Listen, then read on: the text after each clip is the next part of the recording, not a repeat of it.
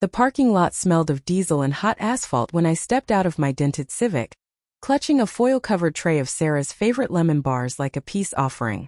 A sergeant in crisp camouflage barked at a cluster of kids chasing each other between rows of gleaming Humvees, and every laugh that followed felt aimed at me. I'd never belonged in her world. Sarah enlisted right out of high school, back when I was still fumbling through community college algebra and dreaming of a graphic design business that never quite launched. She came home from basic with sunburned cheeks and a stride that said she could outrun anything, including my insecurities. I married her anyway, in a courthouse ceremony where the only uniform was the judge's robe.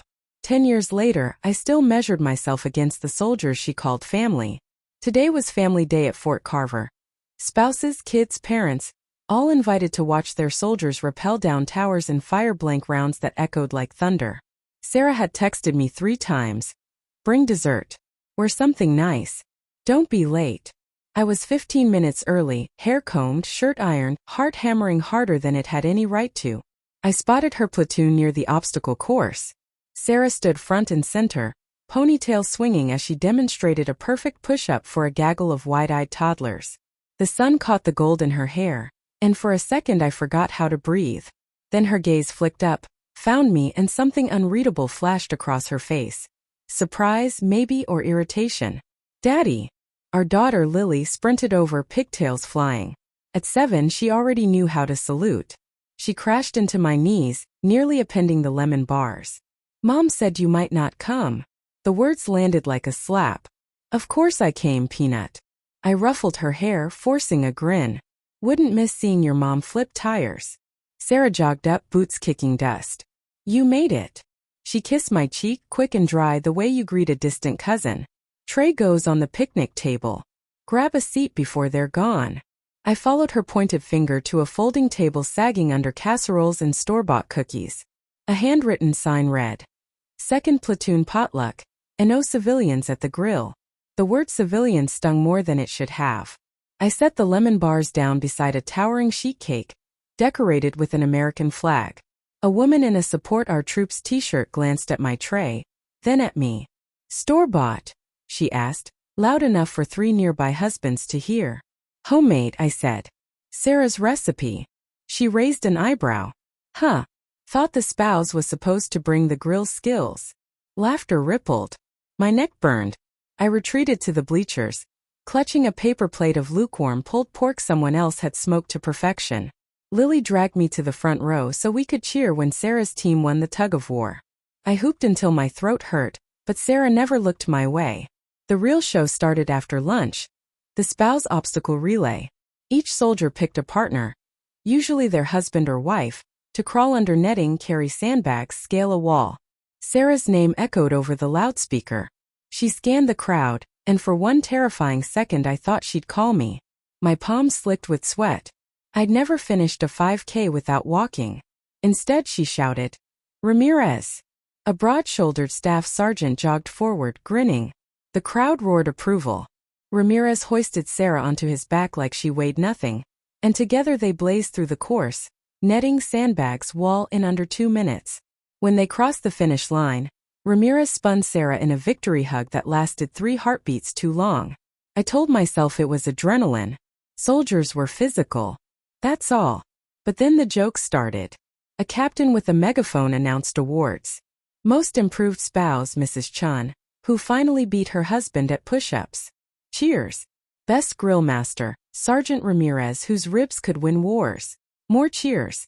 Then, and the Deadweight award goes to, well, let's just say some spouses stayed on the bleachers for a reason. Laughter exploded. Someone behind me muttered, "Poor bastard brought lemon bars." Another voice, "Bet he can't even change a tire." I felt every eye swivel toward me. Sarah stood on the field, arms crossed, staring at the ground. She didn't laugh, but she didn't defend me either. Lily tugged my sleeve. "Daddy, why are they laughing at you?" I couldn't answer. My tongue had turned to sand. The afternoon blurred. Face painting, bounce houses, a demonstration where Sarah fast-roped from a helicopter and landed like a cat. Each feat widened the canyon between us. I kept replaying her text. "Don't be late." As if my punctuality was the problem. Near dusk, the families gathered for group photos. Sarah waved me over. Come on, civilian. Squad pick. I hesitated. Ramirez slung an arm around her shoulders, fingers brushing the nape of her neck. The same spot I used to kiss when we slow danced in our kitchen. Sarah leaned into him just enough. My stomach lurched. The photographer counted down. I stepped forward, but a lieutenant blocked me. Family only, sir. Spouses in the back row. I was family. I had the marriage certificate, the shared mortgage, the daughter with Sarah's eyes and my stubborn cowlick. Yet I found myself herded to the edge, half out of frame, while Ramirez stood dead center. Sarah tucked under his arm like she belonged there. The flash blinded me. When my vision cleared, Sarah was laughing at something Ramirez whispered.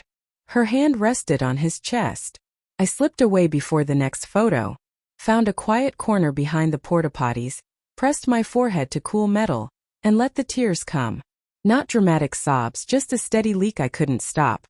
10 years of inside jokes, of midnight feedings, of promising Lily we'd always be a team. All of it felt suddenly counterfeit. A shadow fell across the gravel. Sarah. There you are. Her voice was softer now, almost gentle. You okay? I wiped my face with my sleeve. Define okay. She sighed, the sound of a woman who'd rehearsed this conversation. It's just barracks humor. They rag on everyone.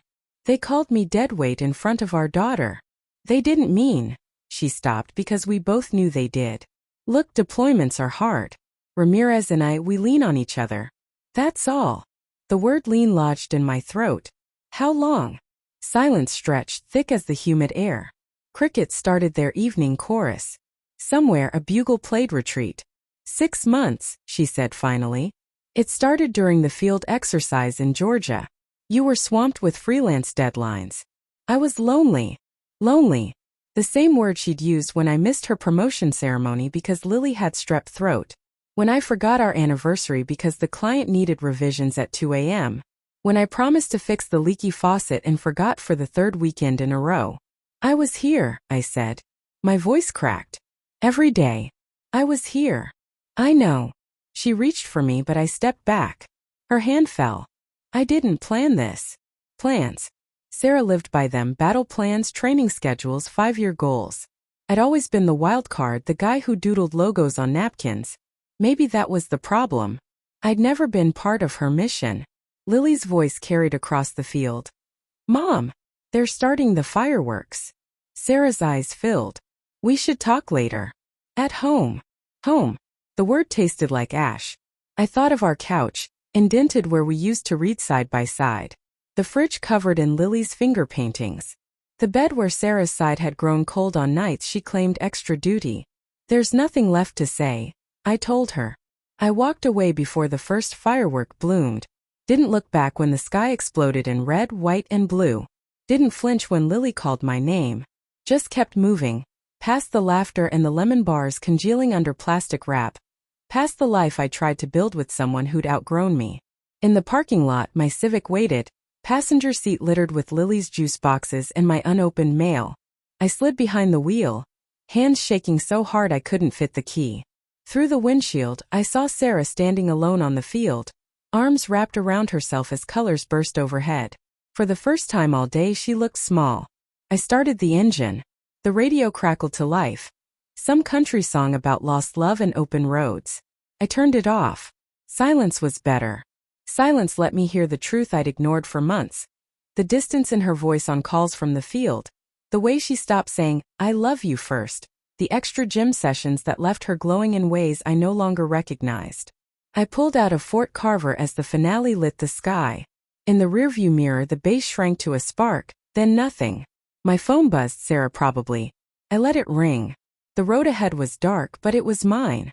For the first time in years I didn't know where it led. The uncertainty terrified me. It also felt like breathing.